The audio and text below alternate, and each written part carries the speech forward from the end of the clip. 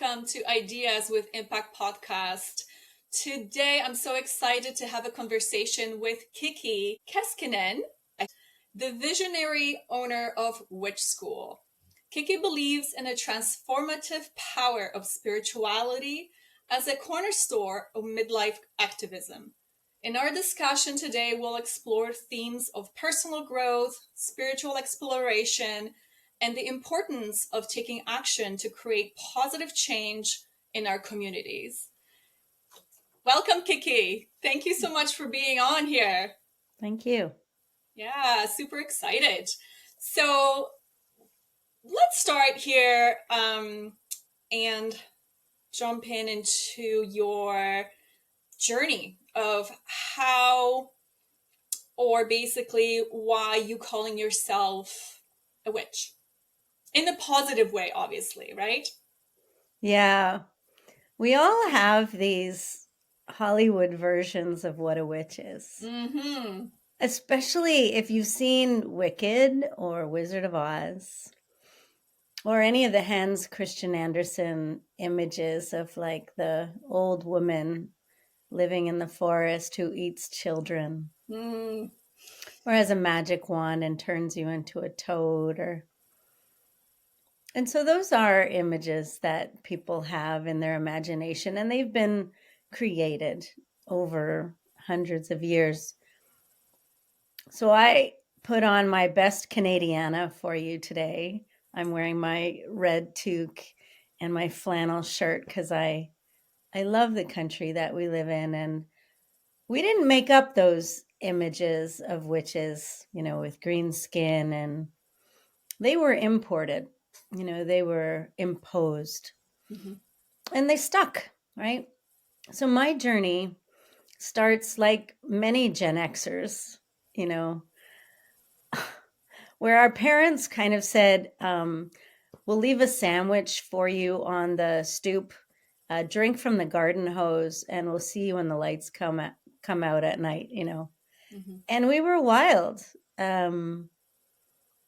We, hopped on our banana seat bikes. We went into the woods. We went swimming. I fished for catfish. And so if any of your listeners can relate to that kind of childhood, I would say that those are the first cornerstones of feeling out your own wildness, your own intuition. And maybe you were a reader and you could sit under a tree and read for hours, or you were an artist.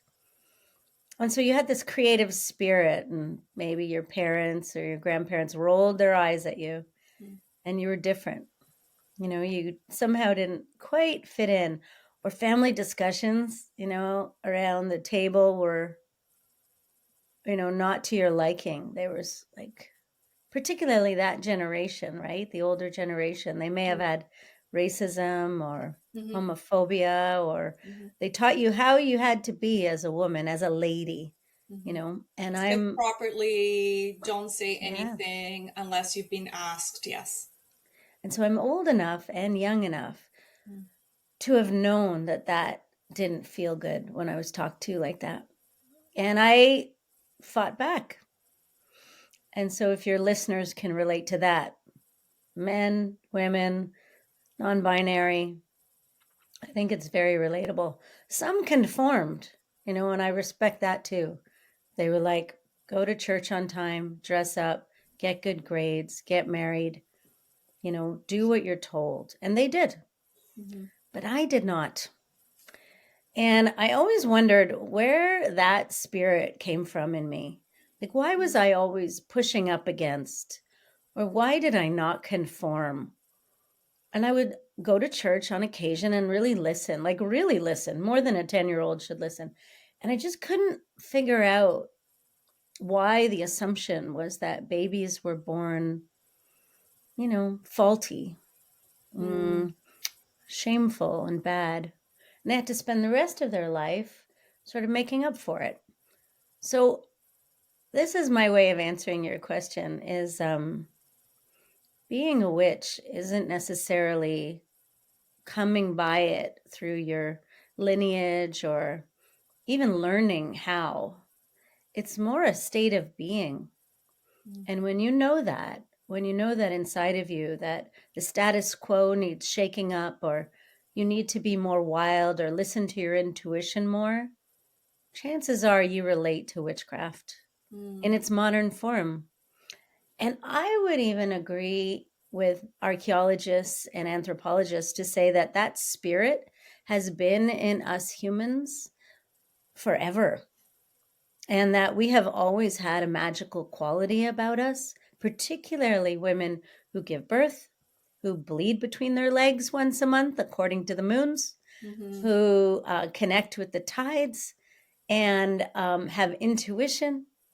I mean, that's a pretty magical quality that I would say the status quo could never quite figure out. Like, you bleed and you don't die. You give birth like a portal and another human comes through. I'd say that's pretty mysterious. And what we know about history is that when it's too mysterious or too unknown, then it gets challenged and it gets oppressed, and it gets to be controlled. And so witches are a figment of our history, a fragment story of giving a label that's derogatory to women for the sole purpose of accusing them and putting them into a box that they can control. And so I would say I knew that young. And then the word witch became a way of owning it and claiming it for myself as a long history of uniting with the marginalized people and women from thousands of years ago who were misunderstood, oppressed, just for being themselves. That's beautifully said. I think that during the Egyptian and Roman times, I think women still had a lot of power until the maybe like, the first 1100s. That's when the shift happened, and that's where we women, when we were the healers, we were the doctors, we were, the, I don't want to say the head of the family, but we were there for others to and to really be there for others, creating these communities. And yet I think and I believe that this is something to do with the church, where they came and they start burning these women and proclaim them to be witches. And this could have been just some sort of like a part of us women to suppress us, that we have no power. But I think those times back then, that's what it was created, Yeah. and we lost that feminine Yeah. side. We were afraid. We were good to have babies, many babies. Yeah. And like the burning times, I highly recommend. There's a documentary on the National Film Board of Canada. If you go to their website and you just type in the burning times, it's a documentary about 40 minutes long of kind of the Northern European story of the burning of women. And even though they refer to it as the burning of witches, I'd say it's actually the burning of women. Yeah. So what it created was fear. And I think we have some of that now, where if you create enough distraction, enough chaos, and enough examples of being oppressed, then it puts everyone else in line to follow. And then you operate out of fear. So, the truth of the matter is that witches are predominantly women. There are some men that relate to that, and certainly some non-binary folks that inherently are. But that magic, if witches claim to wield magic, it's because they work hard at building their intuition. And when you build your intuition, then you might have a sixth sense. And, if you think of your senses, hearing, touch, taste, smell. Well, your sixth sense is all of it together. And there's your intuition. It's like when people know things are going to happen before they happen. Or, deja vu. If you have deja vus, then that's a good sign you've been working on your intuition. And so in Witch School, we work really hard on rebuilding, rewilding our intuition. And we have homework assignments devoted to that. And we do a lot of work in group on rebuilding that intuition, because that's the part of women that I think is has been most oppressed. And I would say beyond the church, but even the state, like civil society can't possibly have wild creatures like women roaming free, going around healing at will. I mean, gosh, if they made a mistake, what would happen? And so by creating fear and by using women as examples and burning them and drowning them without fair trials, which, by the way, was all about a cash grab. You know, all you had to do was tattle on your neighbor who just lost her husband, who wore black, and who wouldn't sell her land to you or accept your proposal in marriage. All you had to do was tattle on her to the mayor's office. And sure enough, someone would come and pay that person for tattling on them. And then someone would come and pick that woman up and bring her to jail. And then that person would be paid. And then there'd be a trial and those people were paid. And then if she was accused, she was brought to the village square and tickets were sold. And all that was paid for by the money from her land that was sold from underneath her, maybe by that same neighbor that tattled on her to begin with. So, you know, I think we have to watch history in order to see how we may be at risk of repetition. So Witch School came out of that. And I guess that's a form of activism, you know, community building, coming together, speaking amongst ourselves, and not letting the fear kind of rule our lives. No, community is a big part of not only for women, but you and I, we spoke a little bit earlier about that, even for men, to coming in circle and sharing stories and rising up from, you know, what they've been taught, that they have to be men, they have to be tough. Men don't cry, men don't have emotions, they have to be there strong, which they are, but we women are also that way.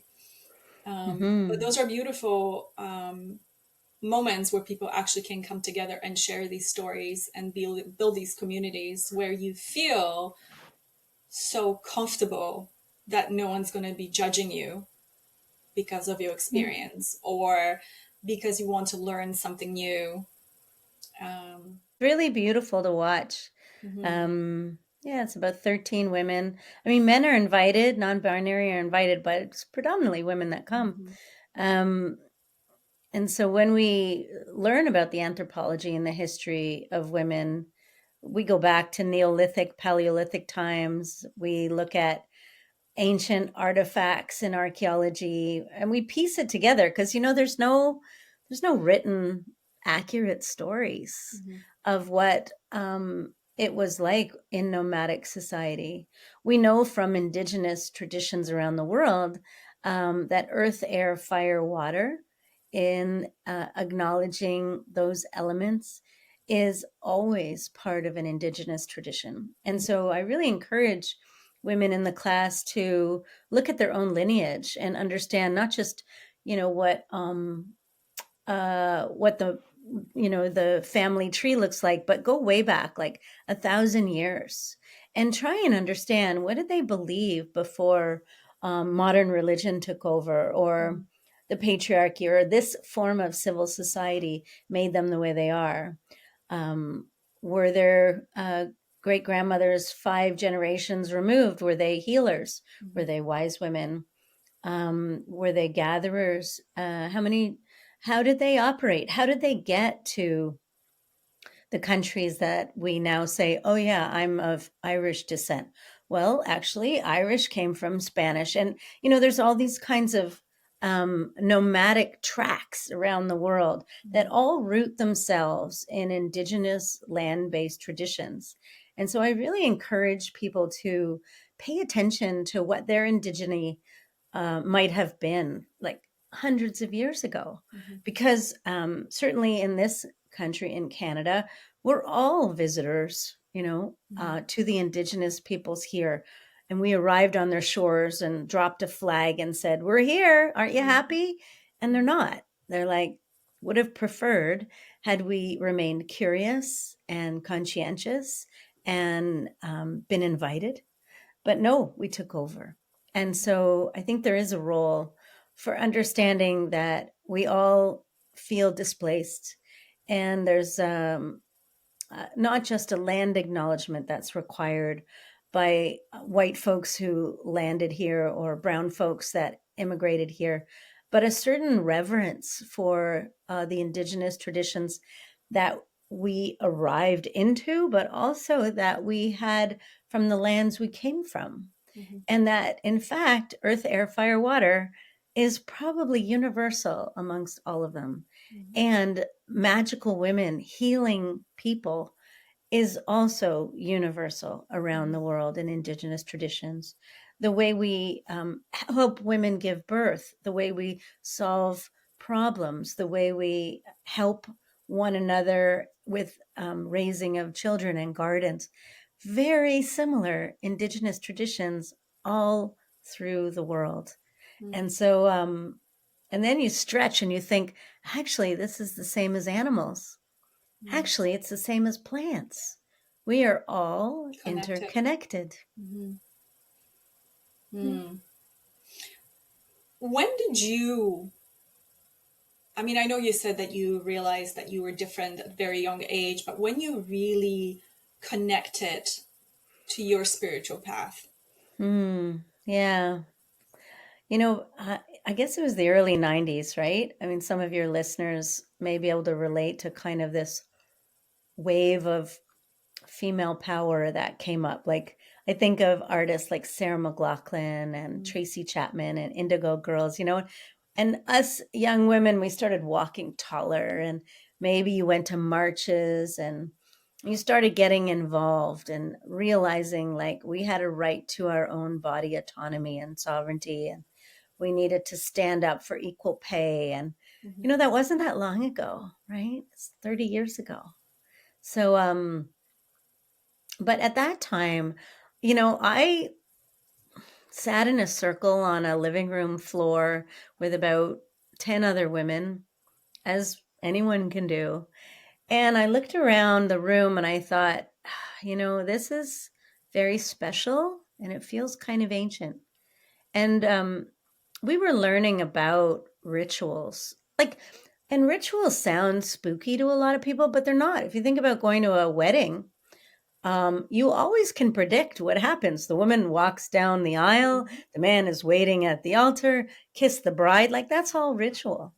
And it all came from a pagan tradition called hand fasting, which is pre-Christianity.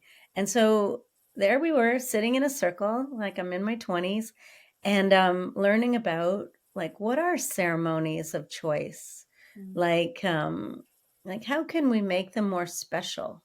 Like a baby shower. What the heck is that? What about a mothering ceremony where you're entering into mothering and you're showered with grace and appreciation for what you're offering the world, but also what you're leaving behind, a way of life, a kind of innocence, because you're about to walk the threshold of birth, and that's not easy, and you're never the same. So how do we acknowledge this rite of passage, this moment in time? And so we started to build ceremonies for each other. And we did that for about 18 years. And I started, to answer your question, I really started to understand that I was part of something much bigger. And these women, albeit they were older than me, and they're my crones now, like they're elders, I really value what they were trying to teach me, what I learned for myself, but also they put an importance on it. And like every dark moon and full moon, we met no matter what. And well, at about 36 years old, I was adopted when I was a baby, Summer of Love, 1967. All the teenagers were doing it. And so my birth mom, was in Montreal and their abortions were not legal. And she said, I'm going to have this one. And she didn't have any children after that, but she had the courage to have me. And so she put me up for adoption, as was the right thing to do when you're a teenager and you don't have any other choices.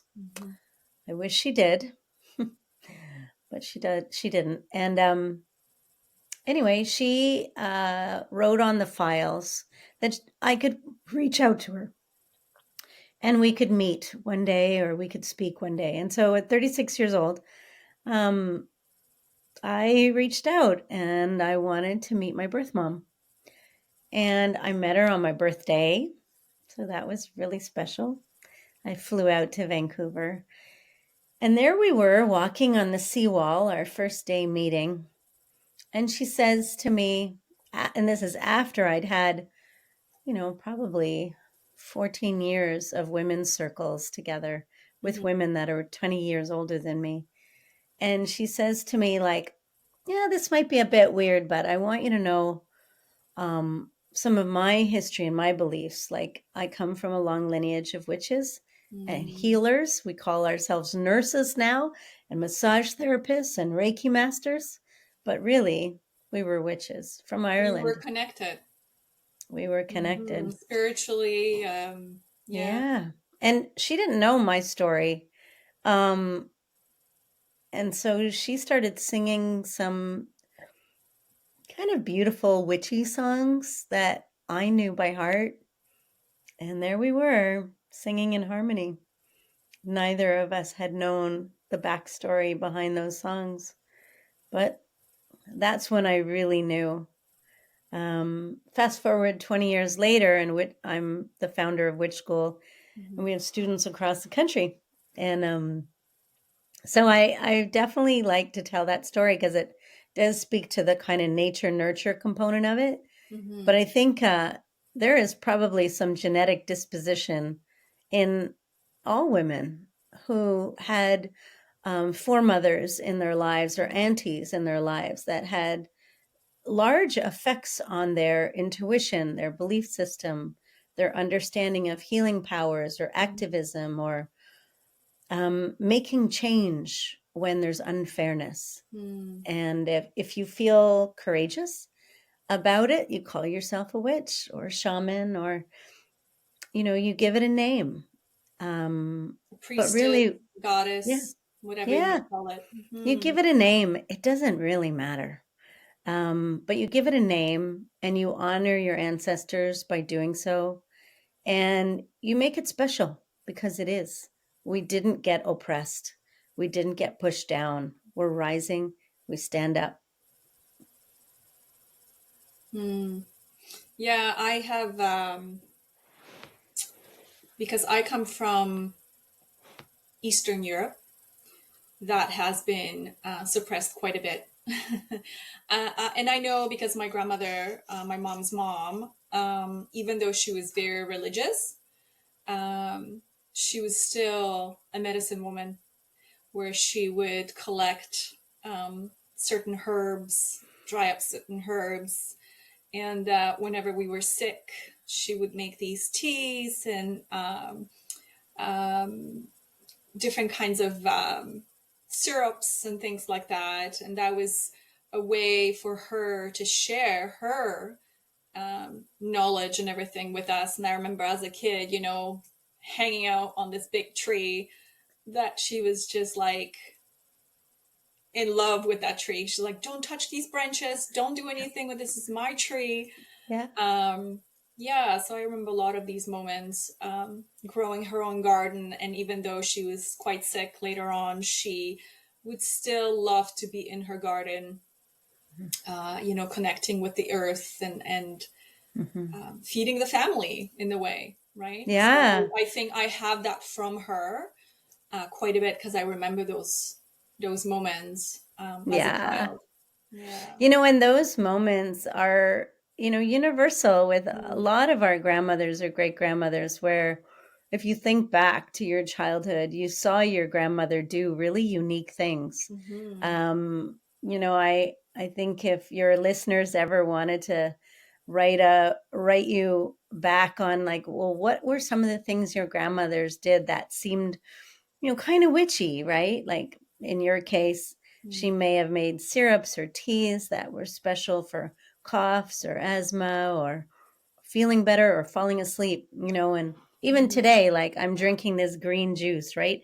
It has ginger and celery and avocado. And I'm thinking to myself, right, that's our modern tonic. And these are all things that were considered spooky, Hmm. were considered mistrusting. The laying of hands, massage therapy, or Yeah. Reiki, that was used by grandmothers and great grandmothers, but all in secret. And I can think of some of my Italian friends, and they refer to their grandmothers as strega, Mm. the Stregeria belief system. Yeah. That is the wise women of the village. They wouldn't call themselves witches, but they'd call themselves Strega. Mm. You're speaking of Eastern Europe, so you would have the Baba Yaga. Yeah. And there's so many of these historical stories that have been vilified and they've been mistrusted. The Hmm. evil eye, right? Hmm. The evil eye. Hmm. If you Another wonderful thing your audience could write you about is, what are some of the superstitions? Mm. The word superstition is so Yeah. strange. It's like, what are some of the superstitions that they have in their family that got passed down? Originally, those superstitions were meant to be positive. Like, you would put a ribbon on a tree, and you Yeah. would make a wish, right? Yeah. And that tree would go through the winter season, and in the spring your wish would come true. And eventually you would walk into a forest and you'd see a tree and it had all the ribbons on it, and you'd be scared of that tree. Oh no, but actually it's just filled with wishes. Hmm. So we've been programmed, to fear these special things that are meant to bring positivity and hope in our lives. I call it magic, Yeah, just simple magic. yeah, I mean, yeah. my daughter, again, I'm going to bring up my daughter. I love my daughter so much. She's going to be 18, and I know she's connected quite a bit, but for the longest time, she would believe in fairies. And we would just let her because we were like, you know what? Even though she's 11 and 12 and she believes in that stuff, we're like, it's okay. Why would we as parents, shush her or tell her not to? It was her way of expressing herself, and she would love going in the forest and sit on a tree. She would have that special tree on this um, evergreen. It was big. I think it's about over 100 years old tree, and she would climb up, the uh, tree up, and she would look up, and she's like, "Mommy, there's this little hole in this tree." She's like, "These fairies, I believe they live there." And it was just the most incredible thing. Like, I asked her today, I'm like, "So do you think there's fairies?" And she's like, "Mom, come on now." But it's okay. Like, she's going through her own process right now of whatever it is. But I just find it so beautiful that Yeah. she believed in that for such a long time. And even when she went to elementary, teachers would say that she would be very imaginary. Like, her imagination was wild. She's like, we've never dealt with children who had such a wild imagination. And it was so beautiful to hear that because I wanted her to express in that way. And feel the energy of the earth or connecting with whoever she could have connected with, which was totally okay with me. So yeah, it was Yeah. magical. And if we look at just fairies, right? Just fairies alone. And we know, like, eye roll, you believe in fairies, but how are they any different than angels? Mm. They really have maybe a different look, but that's our artistic mind that packages them up. Mm-hmm. And many religions have, hijacked pagan traditions and they've made it their own. And I would say that angels are kind of the original fairies, right? And I think about my Catholicism training and I think about the Father, the Son, and the Holy Ghost. Well, I want to know who the Holy Ghost is. Like, we don't talk about that very much. Like, what's the spirit in Christianity? And I think that's a nod, tip of the hat to pagan beliefs, right? Is magic. It's what you're talking about. It's using our imagination to manifest and to wield power.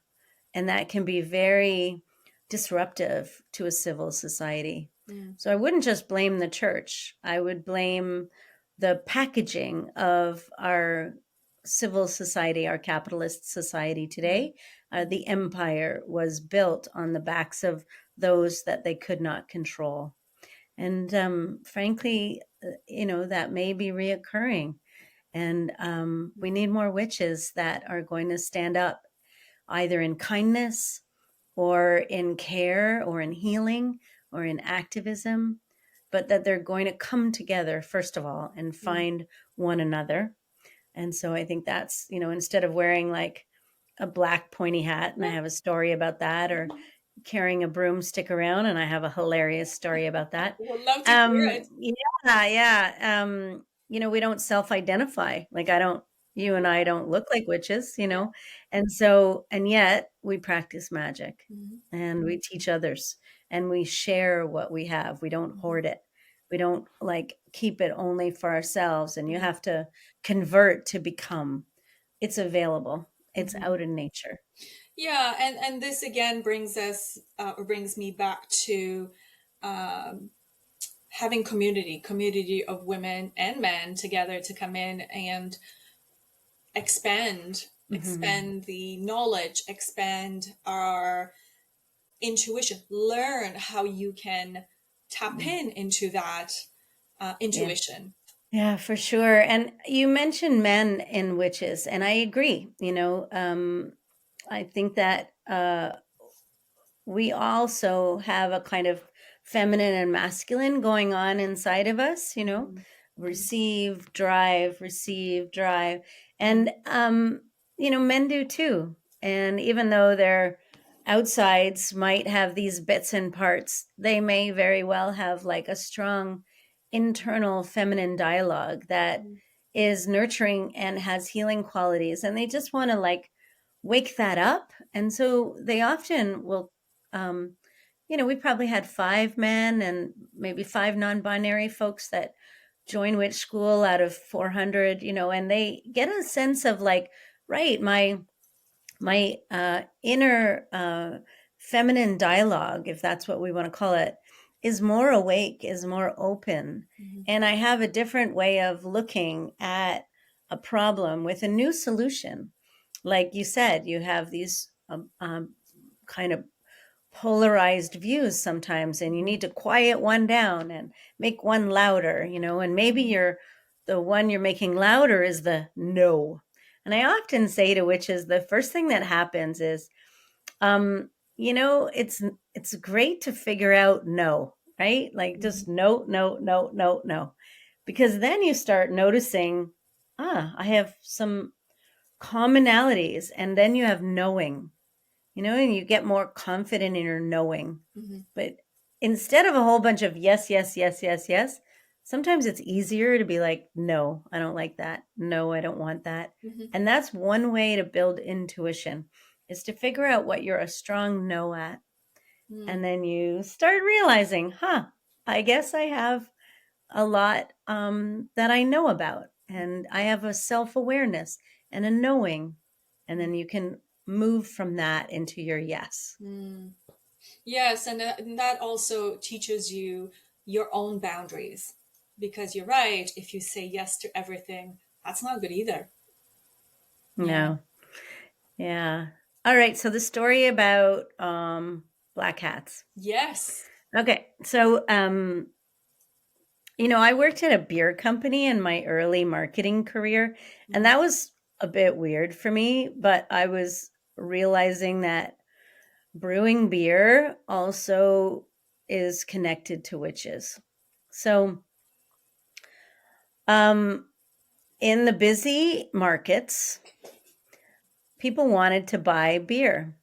And think about a busy farmer's market, in your mind's eye. And there's lots of crowds and people mingling around. And so the brewmasters were originally women. If you think about it, it's kind of magic. There's yeast, there's sugar, there's clarified, purified water, there's, you know, different grain ingredients. And you're essentially making a tea Mhm. that then ferments. And that fermentation process becomes alcohol. And it's a sugar mixture, but it really is originally a tea. And so women figured out this brew and they started to perfect it. And I think beer is one of the oldest liquid potions ever. And to this day, we love this stuff, right? Mhm. So these women would brew special batches of beer and they'd want to sell it in the farmer's market. But they didn't have a stall. They just wore a tall, pointy black hat so they could be seen over the crowd. And that way, you could find the pointy black hat with the characteristics you were familiar with, and you would say, I want to buy that witch's brew. Mm. And that witch's brew has been consistent, and I can drink it, and I get a no hangover, and I feel good, and I get a little drunk. That's magical too. Mhm. So it was the witches that were identified like they brew the beer I like. But what if it was a beer that you drank too much of, that you got too drunk, you got hungover, you got into a fight? You would blame that witch's brew for your behavior. Mm. And then you would say that witch's brew is bad or dangerous or she poisoned me. And so it was a quick accusational transaction. Mm. So the best brewmasters wore the tall black pointy hats as and that became the connection to witches. Mm. Interesting. Never heard of that story. Hmm. Yeah, the original brewmaster hat. Okay. Um, I don't know if your listeners are ready for the broomstick story. Well, Oh, let's do it. okay, all right. I think I reframe the story just Mhm. because it's fun to do that. And storytelling is a magical practice, isn't it? It's kind Mhm. of a way to stick a lesson Mhm. in a way that's easy to digest. Mhm. So once upon a time, let's call him Peter. And he would run from the village square to the old shack in the woods where the woman lived alone. She had just lost her husband not long ago, maybe 2 years ago. She wore all black, but she was still a young enough woman that Peter was entranced by her. He would look in her windows sneakily to watch her. What is she doing? This mysterious woman who lives alone, gasp, didn't remarry right away as a righteous woman should. Irony. Mhm. So Peter was just at that age, 14 or so. And he looked in and she would be sweeping with the broom. And he could see the broomstick above the window sill. It was going up and down. And as she was sweeping, he would hide behind the tree as she swept the dust from the wood paneled floor out the door. And she would return and do it again and again and again. And this was delightful for him. In fact, things were happening in his body. He might have been attracted, but not understood what was happening to his body. And he got closer and closer as he started to see her laugh and cackle with her head flung in the air and laughing loudly. And he was like, what is she? So he got closer and closer. And he saw the broomstick between her legs. And what we now know, she was giving herself an orgasm with the end of the broomstick, as a single woman should. Mm-hmm. And so the broomstick imagery of witches, because you can imagine Peter fled the scene, ran to the village square, put up his soapbox, and told everyone that she was a wild witch riding a broomstick, laughing, cackling at all of us. He didn't quite understand what she was doing with it. And he had had a bodily effect that he could not explain. And so she must have cast an evil spell on him. And so when you think of witches riding broomsticks in the sky, just think about the original dildos. This is exactly what I'm going to be thinking about right now. Yep. It's funny because I always wonder, I'm like, who came up with that story? I know. That these green witches with these hats, even in kids' stories, ride these broomsticks. Yeah. They're all having orgasms. And some, like even like indigenous interpretations of some of those stories are that there were like plant medicines on the broomstick, right? That would accelerate, that would enhance the orgasm. And that yeah, this is another conversation that we women have been suppressed when it comes to sexuality, pleasure, and everything. So thank you for sharing that. I really appreciate that. Yeah, it's our suppressed history. Yeah, yeah.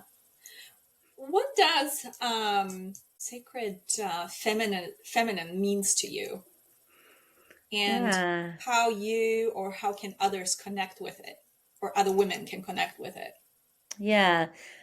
Yeah, I mean, divinity is an interesting word, right? I always add the sacred, divine, feminine. I think it's in all of us, non-binary, women, men. I think it's in children, it's in animals, it's in plants, it's in the earth itself, and so when we walk on this land that's not our own, by the way, land back means bring the land back to the land, is recognizing that it is all sacred, and feminine being it's nurturing, it's growing, it's developing, it's also healing itself.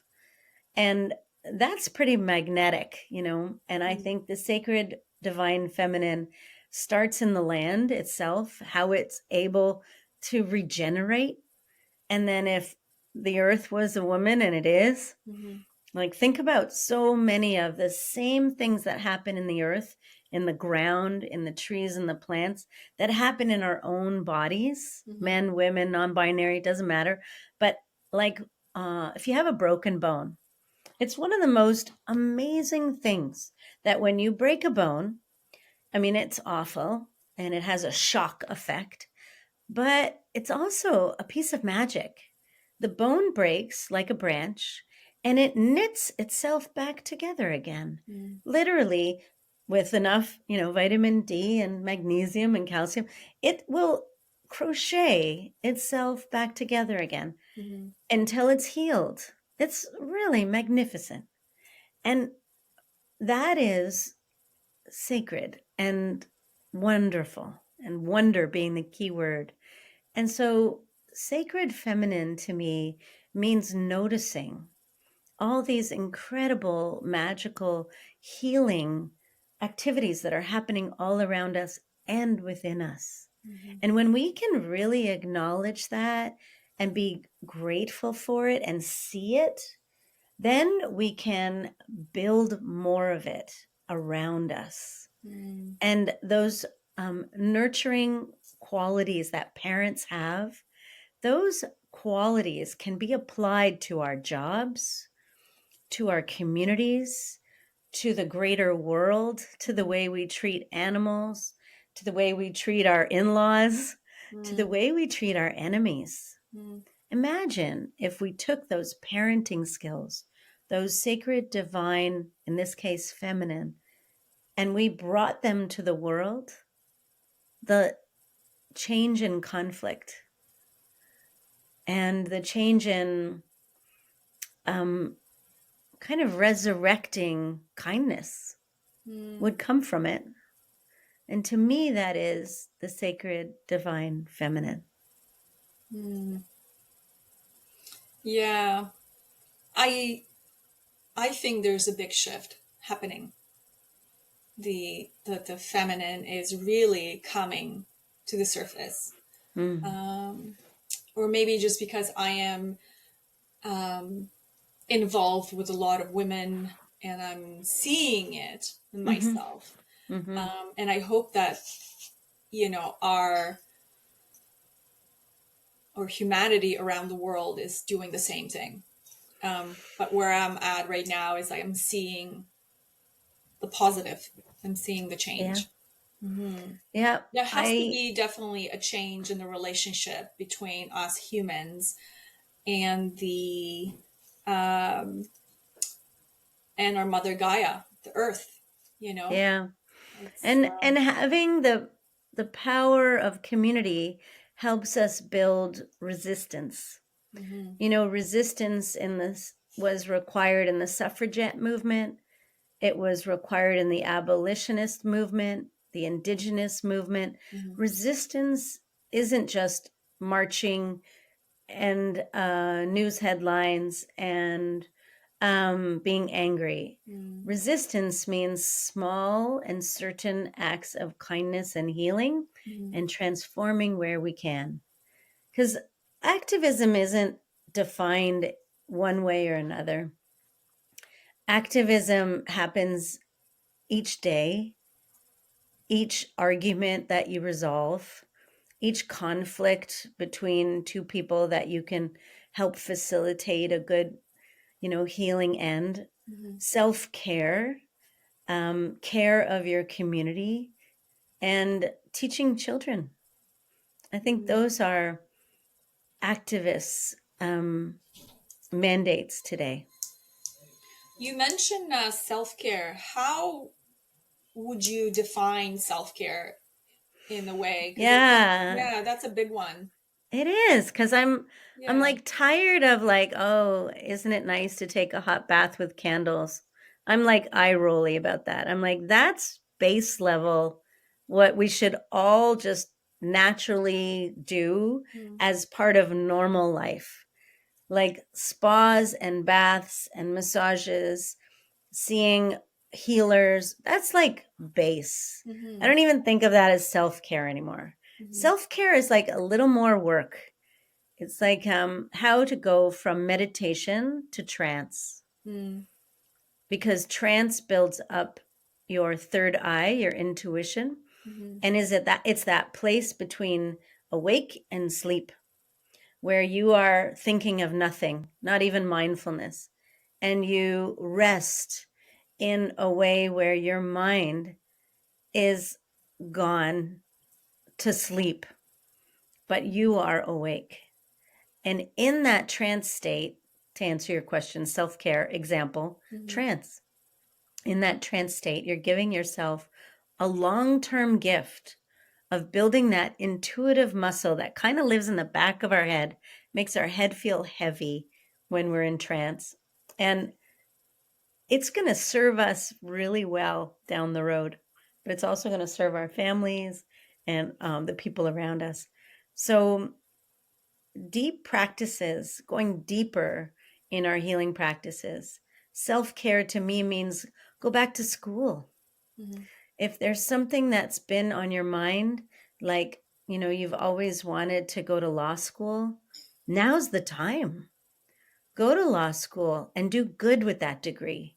You Mm. know, if it's humanitarianism, environmental care, supporting your local community, the marginalized communities, now's the time to go back and do self-care in the form of continuing your education.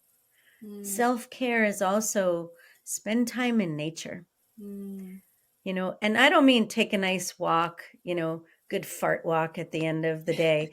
Like, I mean, like, leave your phone, Yeah. go by yourself, get lost, and forget the time. Put your hands on the tree, listen to what the tree is telling you. Connect to the energy, ground yourself. Yeah. That's kind of like a reconnection with nature for me, where I go in and you and I, we both live in the very same area, surrounded by beautiful Uruguay forest, Gatineau parks, and being outside there with Mother Nature is, Yeah. oh, so Yeah. beautiful. My latest passion is moss. I love moss. Mm. And so I've been collecting moss for 12 years. So I collect, you know, some people collect stamps or like crystals. I collect moss. And Interesting. What do you do with that? yeah, so I personally think moss is better than grass. And I think its color is amazing. It has an incredible water absorption level, Mm. and it can grow the best little tiny mushrooms known anywhere, like most colorful. And I love lying on moss. So those are all great outcomes of moss. If I find a good piece of moss Mm-hmm. somewhere on my walks, I'll come with a spoon and a plastic bag, Mm. and I'll ask permission, and I'll maybe do an acknowledgement that I'm picking up this little square of moss and putting it in my plastic bag, or any kind of bag. I have my single use plastic bags that I use like 100 times. So I use these bags of moss, and I'll make a patchwork quilt Mm-hmm. on a part of, um, you know, my backyard, and I'll start putting yogurt on the roots of the moss with a paintbrush, Mm-hmm. and I'll pat the moss down, and then it likes to be stepped on. Hilarious. And so I'll pat down or I'll step on it.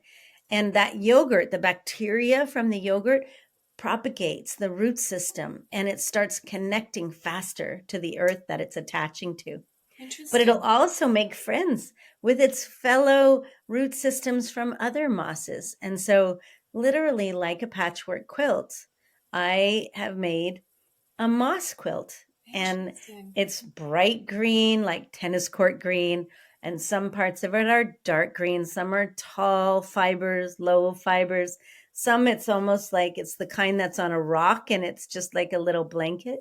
Mm-hmm. So I am like in love with moss as a solution to grass, and so that's part of my, you know, self-care practice, is to really nerd out on something in particular where I'm continuously learning.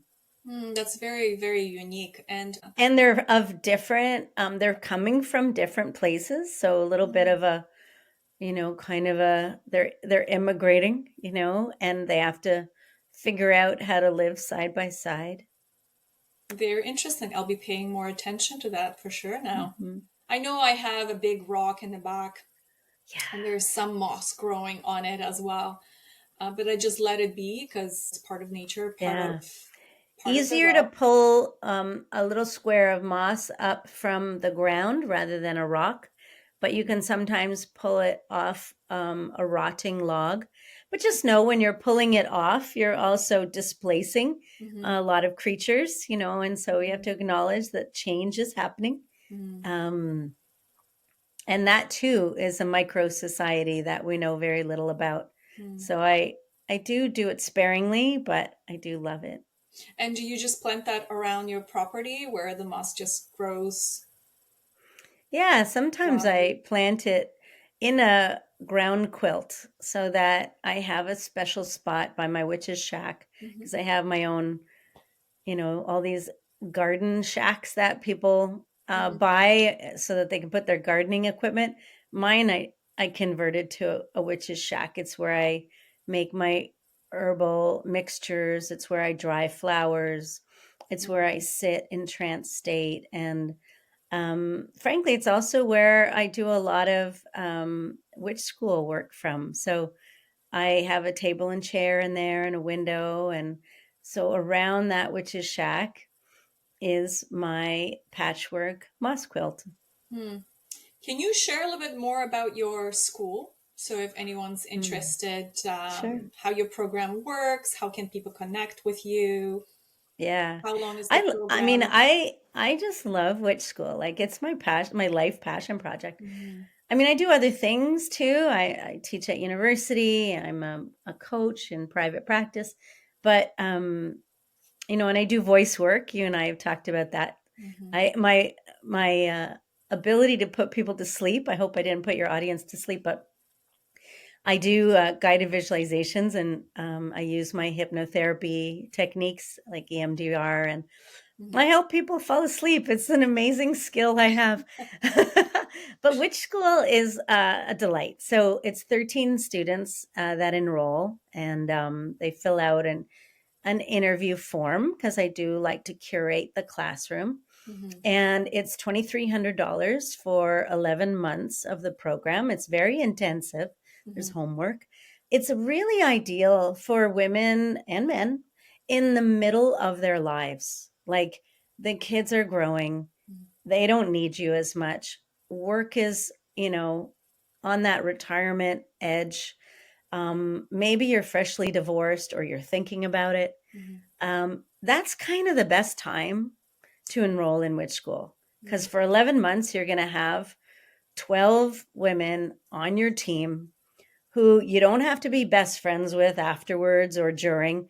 You're learning together, but you're focusing on magic Mhm. and turning on more magic in your life and how to access that. The first semester is anthropology and history of witches, and it's like it's scholarly, and it's documentaries and PowerPoints. And then the second semester is hands-on learning. So you learn the basics of tarot, runes, shape shifting, herbal magic, how to cast spells, how to host and officiate rituals and Mhm. ceremonies, but also, some of the basics like how to manage a circle. So Mhm. if you always imagined, I want to lead circles, that's fantastic, but you have to learn how Mhm. because disruptions happen and eruptions happen Mhm. amongst women. And so that needs a process and a technique. And so I have 9 teachers that come in and teach their area of speciality. Okay. And then the third semester is 5 months long, and it's all about leadership. And I call it like the MBA for witches. Mhm. Like it's like a leadership training. Mhm. And what do you want to do with these magical skills, this magical life? Mhm. So women come up with a statement for themselves. And it always starts with the words, I am, as Mhm. if it already Powerful happened. word. Very Yeah, right? powerful. Mhm. So that's semester 3. And by the end of the 11 months, you've pretty much gone through a heck of a transformational change. And so if you think back to like, who's this ideal for? Mhm. You're going through it with these other classmates, and there's sharing, there's confidentiality, there's brave spaces. We Mhm. cannot guarantee safety all the time, but brave spaces. But there's an incredible discipline and structure to entering witch school. And then coming out of it, you have a large community of alumni that are all sort of waiting to dance with you, waiting Mhm. to dance and spiral dance and circle, to drum around a campfire, to meet in person in whatever province you're in, whatever Mhm. state you're in. Guarantee there's witch school alumni that want to meet with you. So Mhm. that's kind of the community building side of my life. I just think it's one of the best things. Countless. You can check on like Witch School Canada is on all the platforms. Mhm. Check it out. See if it's for you. It's not for everybody, and that's pretty apparent in the intake interview. And so I spend 20 minutes with each Mhm. prospective student to make sure, like, are we on the same? Are we a fit? Are we on the Mhm. same page? Is this going to be good for you? Mhm. Yeah. What is your vision for the future of the witch community? Yeah, I mean, I think growing community, even for yourself. Mm-hmm. So when you come out of witch school, you've got some new skills, and you've got peers. And so what are you going to do with it? And I think that's where it gets exciting. You start building small groups around you, and you put importance in these intergenerational groups where, it's older women, younger women, but we all grow together. And we're growing in different areas and in different ways. But by sitting in a circle in a non-hierarchical style, just like our indigenous foremothers and the indigenous women of the land that we're residing on, we can really listen and be present for one another rather than advice or fixing. We can just be present. And just that alone is my goal for Witch School. That's beautiful. Thank you so much for sharing. You're welcome. Would you like to share any final thoughts with the audience? Yeah, well, I'm really delighted to be on your podcast. I've really enjoyed it, and I recommend being a guest on this podcast to anyone. I do feel like there's an opportunity for all of us to take these kinds of podcasts and not just listen to them on our drive home, but to take it in and take action from it. And, like reading a good book, a podcast isn't just a quick listen, it's a call to action. And so I invite your listeners, like, what do you want to do with this one great life? Ask that question. Yeah, it's important to ask that question. Yeah. Well, Kiki, thank you so much for your wisdom Thank you. and your sharing. Really appreciate that. Yeah, such a pleasure. I will definitely attach all your information at the bottom of the show notes. So everything's going to be there. Okay. Thank you so much, Aleksandra. You're welcome. Thank you. Bye.